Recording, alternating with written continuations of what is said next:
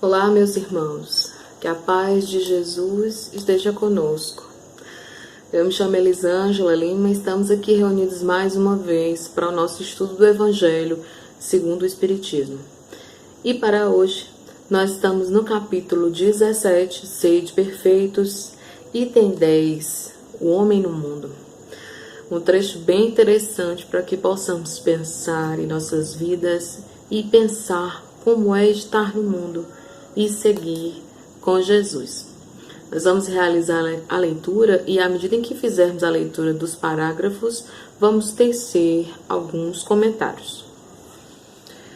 Um sentimento de piedade deve sempre animar o coração dos que se reúnem sob as vistas do Senhor e imploram a assistência dos bons espíritos.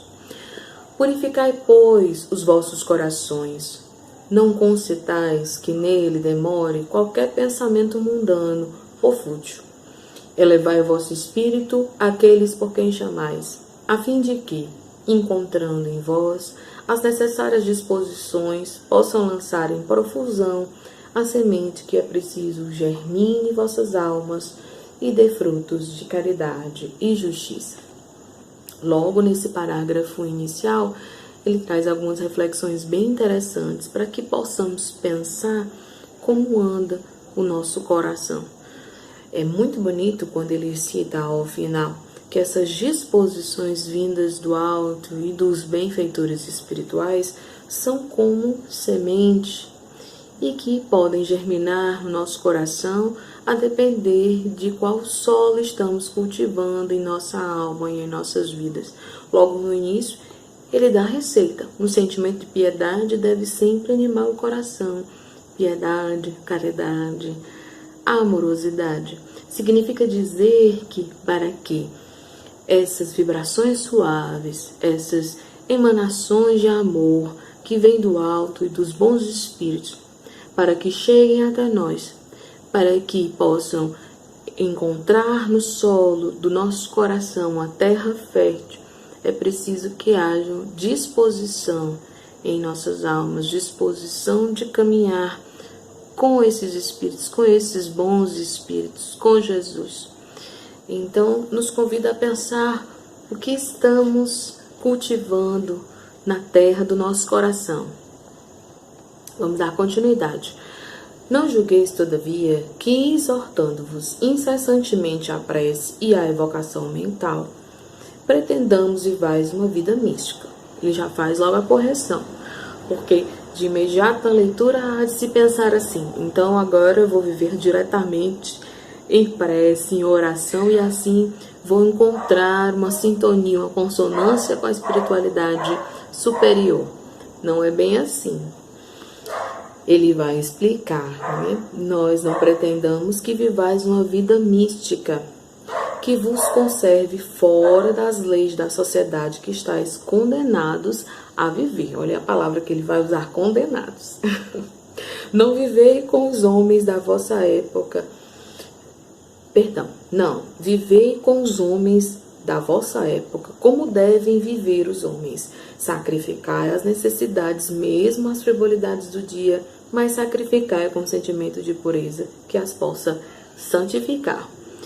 E aí nos convida a pensar nas pequenas atitudes do dia a dia, nas nossas ações, nos nossos pensamentos.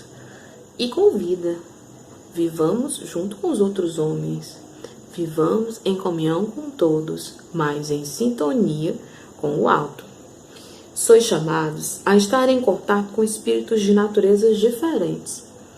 É bem no perfil da nossa convivência, né? Quantos espíritos nós não encontramos no cotidiano que muitas vezes não vibram com as nossas ideias, que pensam diferente, que são muito diferentes, né? De caracteres opostos muitas vezes. Não choqueis a nenhum daqueles com quem estiverdes. Olha só, não choquei a nenhum daqueles com quem estiverdes. E é um convite interessante para nós. Quantas vezes na convivência cotidiana nós não somos aqueles que impomos as opiniões, as visões, impomos as regras muitas vezes duras de convivência. Então, há um convite aqui importante.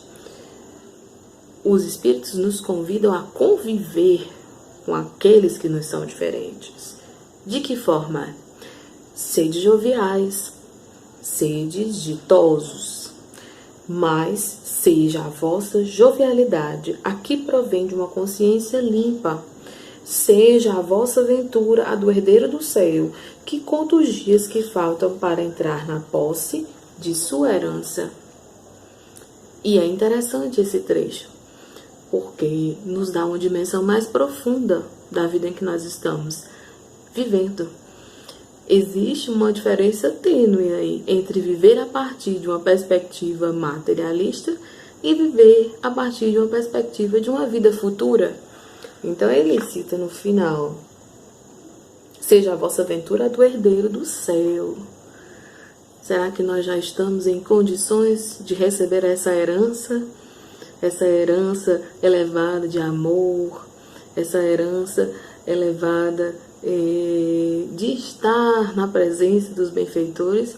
É óbvio que todos nós, um dia, como diz a canção do Grupo Acorde, seremos anjos, mas nós precisamos escolher os melhores caminhos para que possamos galgar novos andares, elevar a nossa condição, né? E aí, claro, a canção diz: um dia todos nós seremos anjos, no sentido, um dia todos nós seremos espíritos puros, um dia todos nós vibraremos com Jesus. Mas é preciso que nós queiramos isso, que escolhamos isso para as nossas vidas.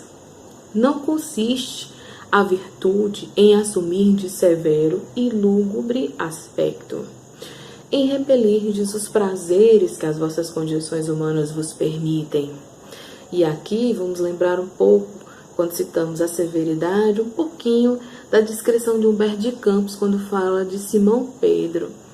Lá no início da Casa do Caminho, Humberto de Campos vai trazer aí em suas crônicas e em seus contos um Simão Pedro ainda um tanto próximo de uma figura mais severa, de uma figura às vezes carrancuda, e que aos poucos esse perfil vai se modificando.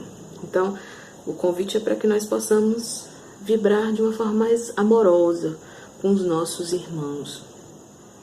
Basta reporteis todos os atos da vossa vida ao Criador que vô-la deu. Basta que quando começardes ou acabardes uma obra, eleveis o pensamento a esse Criador e lhe peçais, num arroubo de alma, ou a sua proteção para que obtenhas êxito, ou a sua bênção para ela, se a concluíste. Uma lição bem interessante para o nosso cotidiano.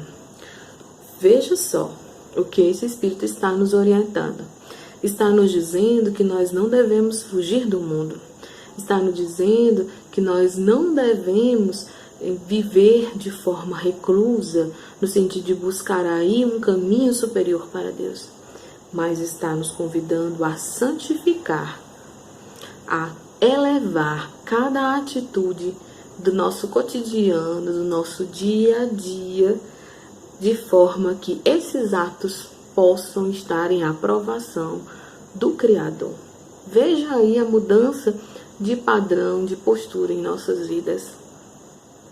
O templo já não é mais um espaço físico, mas é todo o universo, toda a comunidade na qual nós estamos inseridos, estamos imersos. E também é o nosso coração, né? E aí vamos lembrar aí da famosa poesia de Alta de Souza, aí, que foi musicada, né? O templo interno é abandonado, é o nosso coração. Vamos aqui seguir no texto, né?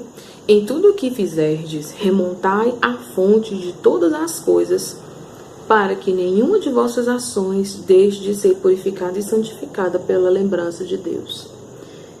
Será que nós lembramos de Deus quando nós estamos em conflito com o outro, no trânsito, com os problemas familiares, os problemas do cotidiano, nos desafios do dia a dia, nos embates de ideias religiosos, filosóficos, políticos? Será que nós estamos purificando as nossas ações de forma que Deus vibre em cada uma delas? Como anda a nossa comunhão com Deus? A perfeição está toda, como disse o Cristo, na prática da caridade absoluta. Veja só, doutrina espírita, maravilhosa doutrina espírita que nos convida ao movimento da caridade, caridade material, caridade moral.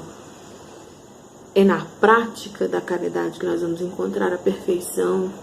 E aí, mais uma vez, sempre fazemos esses questionamentos porque nós acreditamos que o Evangelho nos propõe a isso, a refletir em nós, e aí vou refletindo com vocês. Como anda a nossa prática da caridade? Eu vou fazer minha avaliação e vocês façam aí a de vocês. Os deveres da caridade alcançam todas as posições sociais, desde o menor até o maior. Não há distinção e não há limite para esse exercício. Nenhuma caridade teria a praticar o homem que vivesse insulado, óbvio, unicamente no contato com seus semelhantes, nas lutas mais árduas, é que ele encontra ensejo de praticá-la. Então, se nós trouxermos esse ensino para uma coisa bem simples em nossas vidas, para que nós possamos testar um conhecimento, nós precisamos fazer uma avaliação. Para que nós possamos aprender a andar de bicicleta, nós temos que exercitar muito, não é? Cair às vezes, se machucar, aprender a dirigir. Então, não é diferente aqui. Também é um exercício. E nós só vamos conseguir ver o nível de aprendizagem ou o nível de profundidade nessas lutas árduas.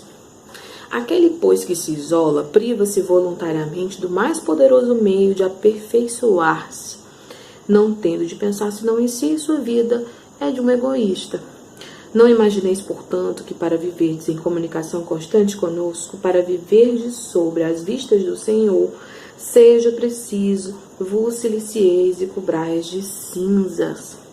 Não, ainda uma vez vos dizemos, ditosos sede, segundo as necessidades da humanidade, mas que jamais na vossa felicidade entre um pensamento ou um ato que o possa ofender, ou fazer-se velho semblante dos que vos amam, e aqui ele fala dos benfeitores que nos acompanham, dos espíritos amigos, e dirigem, que vos amam e dirigem. Deus é amor, e aqueles que amam santamente, ele os abençoa. Então, ao final da mensagem, ele nos convida a pensar esse espírito protetor, né? Estou usando aqui ele, que é um espírito protetor, mensagem 1863, né? Se diante dessas nossas ações no cotidiano, nós já conseguimos pensar em Deus e vibrar com Ele, no sentido de que nós não nos envergonhemos das coisas que nós fazemos no dia a dia, ou envergonhemos aqueles, entristeçamos aqueles que nos amam, os benfeitores, como ele bem diz aqui. E para encerrar a nossa reflexão desse trecho, nós trouxemos aqui um trechinho de uma mensagem da benfeitora Joana de Ângeles. Está aqui no livro Jesus, o Evangelho, da Psicologia Profunda. Joana vai fazer algumas reflexões, Jesus, o Evangelho, à luz da Psicologia Profunda, sobre a necessidade, né, ou a mensagem de Jesus relacionada à perfeição. Ela vai dar algumas explicações e tem um trecho bem interessante que eu acho que corrobora um pouco das reflexões que nós gostaríamos de fazer aqui hoje, no sentido de que quando essa mensagem, quando esse espírito que trouxe essa mensagem nos convida a estar no mundo, a conviver com as pessoas, também nos convida a fazer a nossa reforma, a nossa mudança, o enfrentamento dos nossos vícios, que também é feito nesse exercício com o outro. Não se trata apenas só de um convite para estar no mundo, mas também para fazer a mudança necessária dentro do nosso coração, à medida em que a gente entra em contato com o outro. E aí Joana vai dizer nessa mensagem aqui, no livro: asseveram com pessimismo os campeões da sombra coletiva que o mundo é mau e deve ser combatido com astúcia e argúcia, jamais cedendo, nunca recuando, mantendo-se vigilância constante contra as suas armadilhas. O ser, porém, que busca a plenitude, não se turba diante desse conceito derrotista, porque sente que a realidade é muito diferente desse informe doentio. Olha só, o ser que busca a plenitude sente que a realidade é bem diferente do que aqueles que dizem que o mundo é mau, que a gente deve combater o mundo, deve fugir do mundo. E pode observá-lo nele mesmo, que aspira à situação mais enriquecedora e a experiências mais felizes. A doutrina espírita e a nossa benfeitora também faz esse convite para situar em nós mesmos a responsabilidade relacionada ao mal que está no cotidiano, fazendo esse movimento de identificação em nós mesmos, das nossas dificuldades, das nossas limitações, nós olharemos para o mundo de uma outra maneira e até mesmo para o outro, para as dificuldades do outro, com outro olhar, no sentido de olhar para aquela pessoa que tem ainda inúmeros problemas, como uma pessoa que também está no caminho, na busca pela elevação, na busca pelo aprimoramento. Então, o que a benfeitora está dizendo aqui é que aqueles que têm consciência de que precisam buscar a plenitude já entendem que o mal não vibra só lá fora, mas que também há uma consonância dentro de nossas almas e que precisa ser educada, precisa ser remodelada, que são inclinações ainda, imperfeições que precisam ser melhoradas, né? E aí lá no livro Jesus e a Atualidade, Joana tem uma frase que vai dizer assim: quem teme a escuridão perde-se na noite. É bem interessante essa frase. Ela não se refere só ao mundo exterior. Quem teme a escuridão perde-se na noite, mas também a nós mesmos. No sentido de dizer, quem teme as suas dificuldades, quem teme as suas más inclinações, quem teme ainda os vícios, se perde neles, se perde na noite. Então nós precisamos enfrentar a nós mesmos e nós fazemos isso nesse movimento com o outro, nesse contato com o outro, nessa convivência coletiva e nessa convivência harmônica com o outro.